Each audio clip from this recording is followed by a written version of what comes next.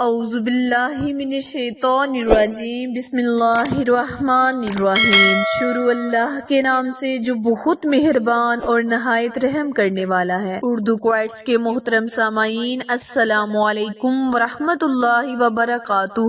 امید ہے آپ سب خیر و عافیت سے ہوں گے اور دعا گو ہوں گے رب کریم ہمیشہ آپ کو صحت و تندرستی والی، ہزاروں خوشیوں والی، رحمتوں والی، برکتوں والی زندگی گزارنے کی توفیق عطا فرمائے۔ سامعین، جیسے کہ آپ سب جانتے ہیں کہ ماہ رجب کا بابرکت مہینہ ہم پر سایہ فگن ہے۔ رجب ایک جنت کی نہر کا نام ہے جس سے اللہ تعالیٰ نے فرمایا ہے کہ میرے نبی کی امتی قیامت کے دن مشروب پیئیں گے اور وہ مشروب بہت ہی زیادہ میٹھا اور ٹھنڈا ہوگا۔ پیارے بہن بھائیوں، رجب کے بابرکت مہینے میں زیادہ سے زیادہ عبادات اور وظائف کرنے چاہیے تاکہ رب پاک کی خوشنودی کو حاصل کیا جائے۔ آج کا وظیفہ اللہ کریم کے بہت ہی مبارک نام یا غنیوں پر منحصر وظیفہ ہے۔ یا غنیوں جس کا مطلب ہے بہت زیادہ مالدار۔ تو پیارے بہن بھائیوں، اگر ہم رجب کے بابرکت مہینے میں اللہ کریم کے اس مبارک اسماء اعظم کا وظیفہ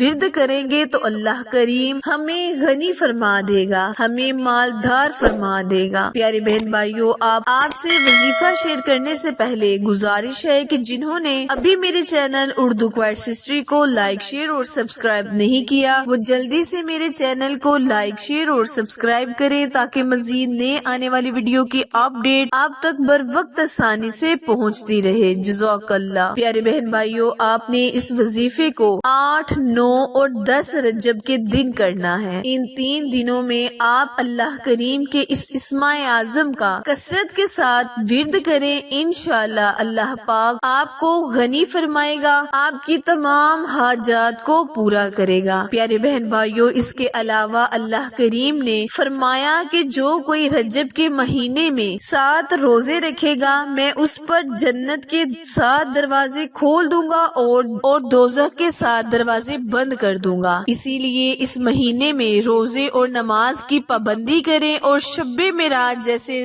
رات کو نعمت سمجھتے ہوئے اس کی عبادت کریں۔ پیارے بہن بھائیوں، وظیفہ دھیان سے سن لیں اور سمجھ لیں۔ کرنا آپ نے یہ ہے کہ آپ نے 8، 9 اور 10 رجب کے دن بعد نماز مغرب اس وظیفے کو کثرت کے ساتھ پڑھنا ہے، یعنی گنتی کی کوئی قید نہیں، آپ کثرت کے ساتھ پڑھیں۔ اول اور آخر آپ نے 2 مرتبہ، 3 مرتبہ جتنا آپ کا دل چاہے درود ابراہیم پڑھتے ہوئے اس وظیفے کو چلتے پھرتے بھی کر سکتے ہیں، اور اگر آپ بعد نماز مغرب اس وظیفے کو کثرت کے ساتھ پڑھیں گے تو زیادہ بہتر ہوگا۔ وظیفہ مکمل کرنے کے بعد رب پاک سے اپنی حاجت کا سوال کریں، اللہ کریم سے مدد طلب کریں، انشاءاللہ اللہ پاک کے اس اسماء اعظم کی برکت سے اللہ پاک آپ کو غنی فرمائے گا، آپ کی حاجات کو پورا کرے گا۔ وظیفہ پسند آئے تو لائک، شیئر اور سبسکرائب کرنا مت بھولیں، کیونکہ آپ لوگوں کی سپورٹ ہماری کامیابی کا ذریعہ ہے۔ پھر ملیں گے کسی اچھے وظیفے کے ساتھ، تب تک کے لیے اجازت دیں، اللہ نگہبان۔